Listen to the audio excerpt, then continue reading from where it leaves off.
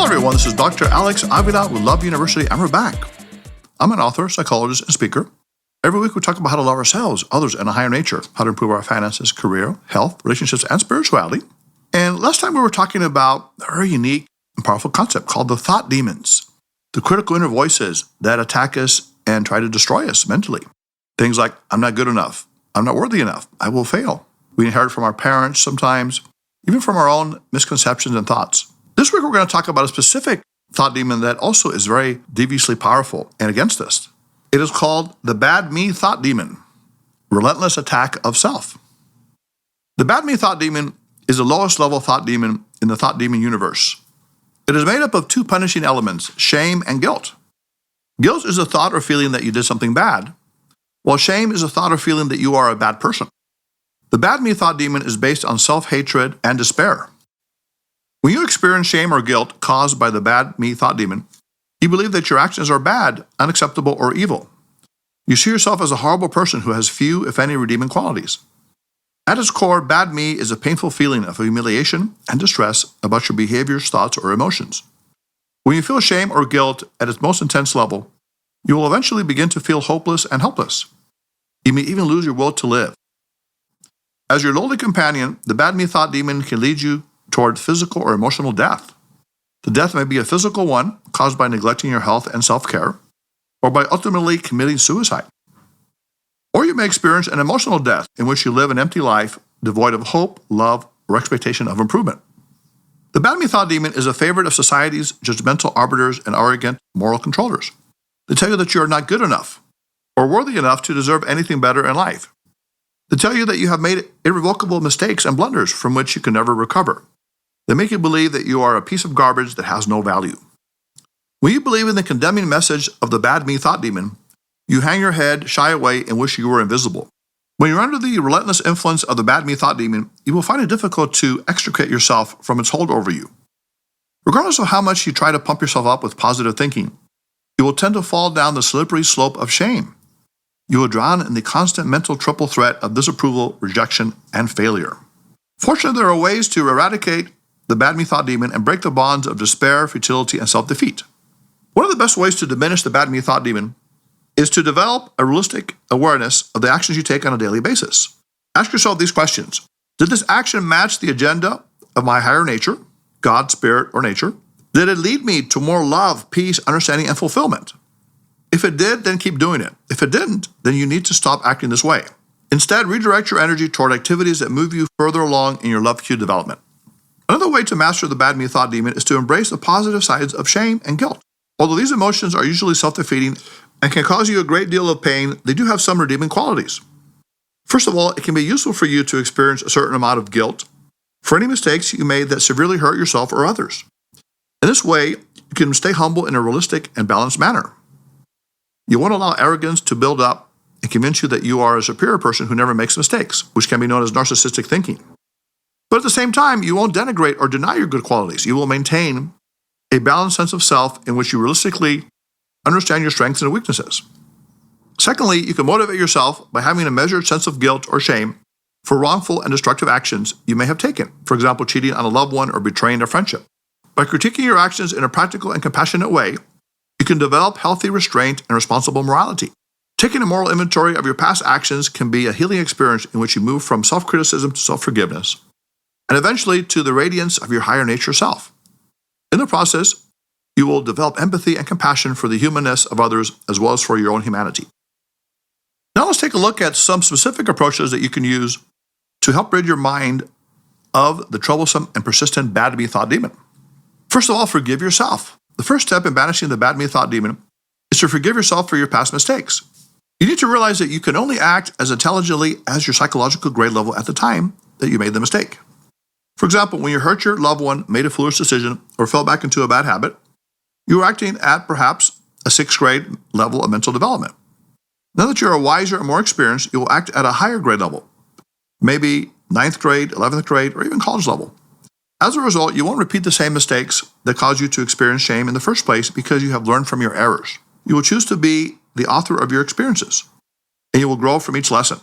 Now you see your mistakes as correctable, and you perceive life as flexible. You realize that your mind is simply Play-Doh in the game of life, and you are the artist that can shape your world in any way you want it to be. Also recognize your hypnotic state when you're under the influence of the bad me thought demon. When you're under the heavy burdens of shame and guilt, recognize this truth. You made mistakes and hurt yourself and others because you were under the hypnotic spell of the bad me thought demon. All along, the bad me thought demon was pulling the strings in your mind. It coerced you to do things that would match your low, shame-filled opinion of yourself. Consequently, the more shame you experienced, the worse you felt about yourself, and the more likely you were to repeat the same mistakes that made you feel shameful in the first place. In your weakened state of mind, you were vulnerable. You believed in the bad me thought demon's destructive words when it told you, go ahead and take another drink. You've already screwed up your abstinence. You have no willpower. One more drink won't make any difference. Go ahead, do it. It will make you feel better. Unfortunately, once you indulge in the bad habit or addiction, the bad me thought demon will tighten its grip over your mind. It will make you fall deeper into a downward spiral of weakness and despair. To combat the bad me thought demon, you first need to recognize that you were not a bad person when you made the mistake, fell back into the bad habit or addiction, or hurt yourself or others. You were simply under the temporary hypnotic spell of the bad me thought demon. Once you become aware of the bad me thought demon's presence in your thoughts, you can separate your true, authentic nature from its influence. You will say, I won't allow you to influence me, bad me thought demon. I am human, and I may make mistakes, but I can also learn from them. Every day, I will strive to improve and grow as I become more loving, compassionate, and powerful. With this new realization, you will no longer condemn yourself for your weakness. You won't give the bad me thought demon another opportunity to make you feel bad about yourself. Instead, you will realize that you couldn't have acted any better at the time because you were temporarily under the bad me thought demon's hypnotic spell. Now that you have rid yourself of the bad me thought demon, you will act differently the next time because you are a different person.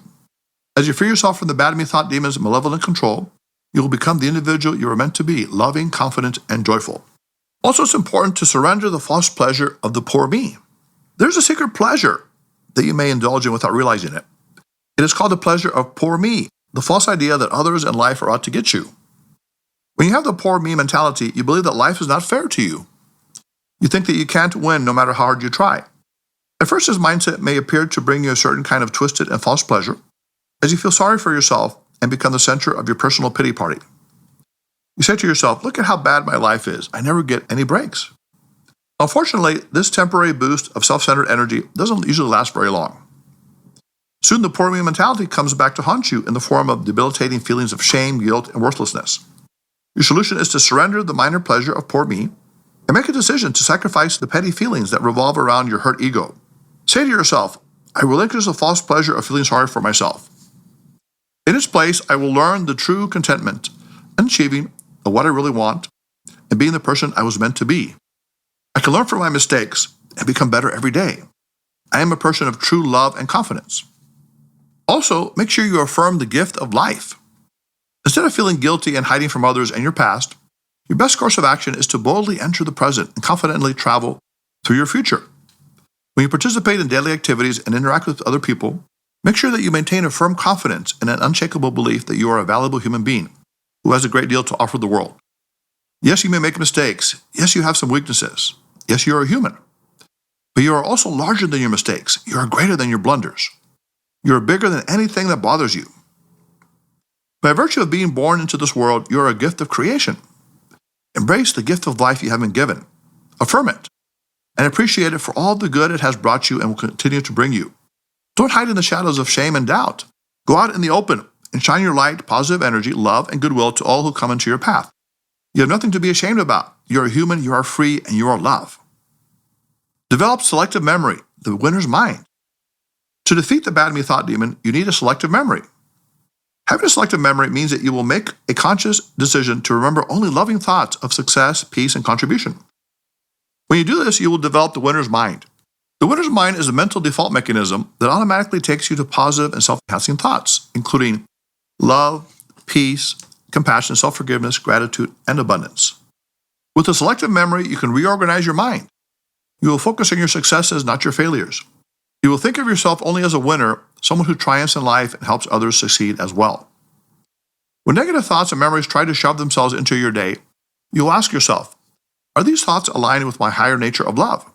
If not, you will raise your thought level and think only of pure, good, and loving things. Think of the marvelous and wonderful times in your life. Recall those times when you celebrated with your closest loved ones, you had an amazing breakthrough, or you enjoyed wonderful life experiences.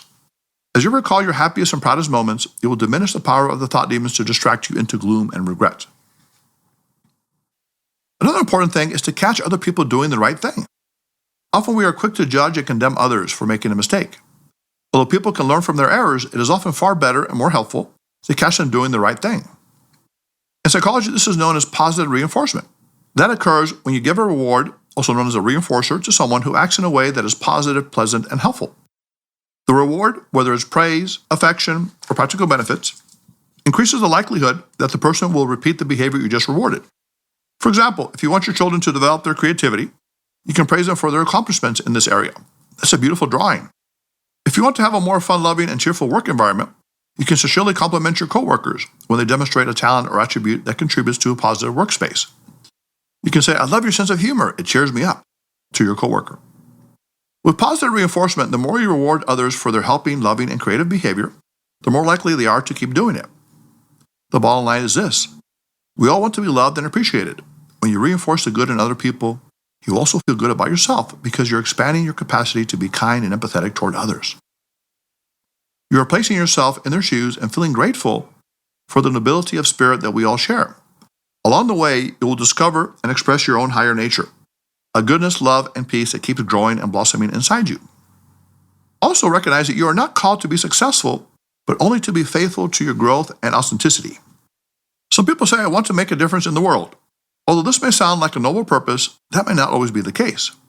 A person may say this as a statement of hubris or outsized ego, in which they desperately crave to be important and praised. They want others to acknowledge their greatness so their devalued self-esteem can be raised. A stronger mental approach and powerful reversal would be, "I want the world to make a difference in me." In this way, you see yourself as a student who wishes to learn and grow from your life experiences, so you can help other people with the knowledge and wisdom that you have gained. When you do this, your focus has shifted from me to we as you bring nobility and goodness into your life and the lives of others. This can only happen when you have a gentle and humble mindset in which you're willing to absorb the wisdom of the universe and use that knowledge to uplift yourself as well as to help your fellow human beings. By transcending your limited old self, you will become the authentic, powerful, and loving person you were meant to be. And finally, narrow your focus on love. It is said that narrow or difficult is the road that leads to life, also known as peace, joy, and happiness. Sadly, many people think that it is too hard for them to achieve a life of peace and contentment. Consequently, they give up on their higher nature development. They end up chasing after outcomes and external success in their futile attempt to be happy. Unfortunately, this often results in frustration and disappointment. Things are much different when you narrow your focus to being loving on an everyday basis. This means that you will concentrate your attention on being kind and loving to everyone you encounter without expecting anything in return. Some people will reciprocate your loving attention and others won't. But that is perfectly fine. You will shine your loving energy toward everything and everyone because that is who you are inside. Love. In the end, your loving focus will bring you peace and joy as you attract all the good things that you really need. It's true that love can turn woundedness into health, deformity into beauty, embarrassment into laughter, and shame into success. In the end, love can help us belong to each other on earth. We can create a spiritual kinship with our fellow human travelers in life that elevates us and leaves the world a little better than when we first entered it. Yes, Love University students, the good news is that it is possible for you to defeat the bad me thought demon. By forgiving yourself, affirming the gift of life, being authentic, and narrowing your focus on love, you can begin to eradicate the bad me thought demon and regain your self-confidence, your self-love, and your peace of mind. When you do that, you will be free, you will be happy, you will be loved. So, Love University students, many people suffer from shame and guilt. Sometimes they make a mistake. A little bit of guilt can be useful and productive to learn from it and improve their behavior, but many times people get wallowed in guilt and shame, and they end up feeling self-defeated. A good number of the people in our justice system feel great shame and guilt for what they've done, and some don't. Some are sociopathic or narcissistic, and they don't feel any shame or guilt. The key is a middle ground where you can overcome mistakes, learn from them, and improve yourself. But at the same time, don't allow yourself to fall into the belief that you are worthless, that you have no purpose or meaning, because you do. As a creation of the higher nature, God, spirit, or nature, you have great abilities, love, and energy to give to yourself and to the world. So, Love University students, let's go out this week and raise your level from bad me to powerful you, loving you, and giving you. If you'd like to be on the show, if you have a show idea, if you want to comment on today's show, You can reach us at loveuniversity.love. Call us at 310-226-8090. And email us at loveuniversitylove@gmail.com. You can download the podcast on Podbean, Spotify, SoundCloud, and iTunes. You can like us and follow us on Facebook and Instagram at Love University Podcast. You can follow us on Twitter at Love Letter U Podcast. So until next time, Love University students, go out this week and be a wonderful you and give love without expectation. Now it's time. Put away your notebooks, your iPads, your phones. So Dr. Avila, Love University, class is now dismissed.